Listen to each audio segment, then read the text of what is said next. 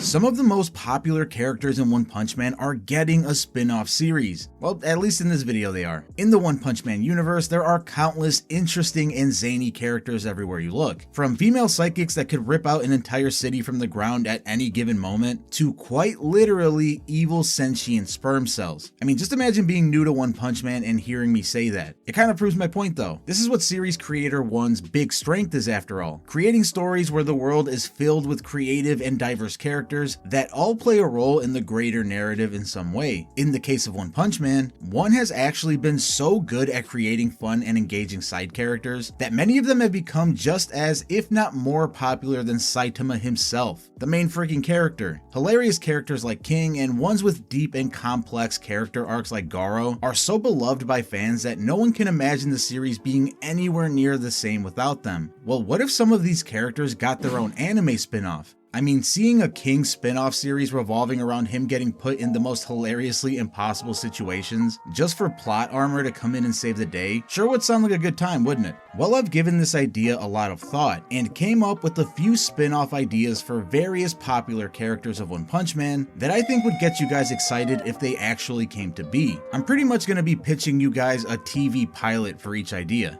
But first, this video is brought to you by Mecha Japan. Mecha Japan is an online store based in Japan that sells very exclusive items that are made for the Japanese market and almost impossible to find anywhere else. I was personally super excited to start working with Mecha Japan because I recently started using a webcam to record videos, so I needed some cool figures in the background to kind of distract from what's going on up here. So yeah, they work pretty well. They sent everything super fast and in good quality packaging. I quickly took everything out of the box and set it up on my new shelf I bought specifically for these figures, and likely many more in the future from Mecha Japan. Got some sweet Chainsaw Man and Jujutsu Kaisen figures and a sick Chainsaw Man shirt on top. Getting them online was a super easy process as well because I could easily convert the prices of these items from yen to US dollars. Click my link in the description or pinned comment below so you can check out exclusive items from your favorite anime that normally are only available in Japan, which of course gives you full bragging rights to your friends. So definitely check out Mecha Japan today, but for now, it's back to the video. After you finish watching this entire video, make sure to let me know in the comments what you would title each one of these spin-offs, and I'll pin the comment with the most likes. Well, enough explaining, let's get right into it. The first character getting their own sweet spin-off series is the former hero hunter turned job hunter,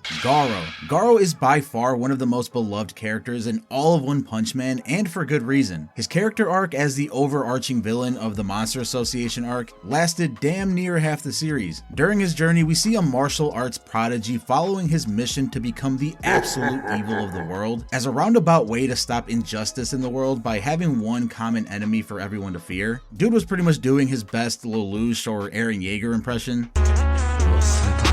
Well, thanks to our boy Garo, we witnessed some of the most engaging and visually stunning fights the series has had to offer, all adding up to quite possibly one of the most epic fights I've personally ever read, when he finally fought Saitama and went completely interstellar on our asses. Well, his story as the villain came to an end after having his face pounded in by a naked bald guy, and he's now living at Bang's dojo again and even has a part-time job to keep him busy. I think this is actually the perfect setup for a spin-off series already. Garo would live his daily life at the dojo, getting into funny conflicts with fellow dojo members like Sourface and Chiranko, almost like siblings, while having Bang there taking on the dad role to create almost like a family sitcom situation. Have you ever heard of Full House? Well, this would be Full Dojo. Oh, brother, this guy stinks! Along with that, we have the perfect environment for plenty of action and awesome fights as the other dojos catch wind of the infamous hero hunter now being a disciple at Bang's dojo again. Various super strong martial artists would come to the dojo every week to pick a fight with Garo for one reason or another. Every time he'd fight a new opponent at the dojo, he'd always have to leave early because he's late for a new job, and leave the rest of the fight to another member of the dojo, which would provide a good gimmick to build up other minor characters every week. On top of that, it would also be great to have a running gag where Garo is always starting a new job and getting fired the same day for one reason or another. He'd always start off looking good at his new job with everything seeming promising, but then a dragon level monster would pop up to get in his way or force him to save an innocent person. So by the end of it all, he'd take down the monster and save the day, but immediately would get fired by his boss for seemingly not getting any of the work done that he was supposed to because of his part-time hero duties. Pretty much taking the Saitama route where he'd perform all these incredible feats as a hero, but never get acknowledgement or credit for it, which would obviously piss him off every time. But this is where Bang would come in and spin it as some life lesson for Garo to learn from. Really, this new arrangement for Garo's life currently is the perfect setup for its own standalone series. Our next spin-off series would follow none other than the most broken and equally sassy Esper in the series, Tatsumaki. If I decided to make this video before the Monster Association arc wrapped up, I probably would have thought that the idea of having Tatsumaki in here would be damn near impossible. I mean, prior to that arc, she was relatively unlikable as a character for the most part, so how could you give her a spin-off series? I mean, her popularity in the series before her character development was almost entirely driven by horny teenagers surfing Reddit for Tatsumaki fan drawings and cosplays. Skip. But when does this game get fucking good? Well, I'm happy to say now that things are a lot different for me. As Tatsumaki took center stage during the arc, we not only saw the true magnitude of her insane Esper abilities, we also surprisingly got a look into a sad and inspiring backstory that made us all root for her even more than we already were. I think One did an amazing job in this arc, building up Tatsumaki as a straight up god with the amount of power that she has, while also making her seem more vulnerable and human than she ever seemed. During her fight with Saitama, we got more of a full picture of why she is the way that she is, with some additional good old-fashioned anime backstory flashbacks. We learned that Tatsumaki was sold off to a mysterious Esper research group at a very young age, and forced to undergo grueling tests and experiments. In her mind, she was sold off by parents that never wanted her to begin with, and she hid her amazing potential from researchers in order to hopefully be set free someday, and of course be able to see her younger sister again. One day, an out-of-control monster forces everyone to abandon the research facility and leave Tatsumaki behind to die. Well, as she accepts death, she's miraculously saved by Blast.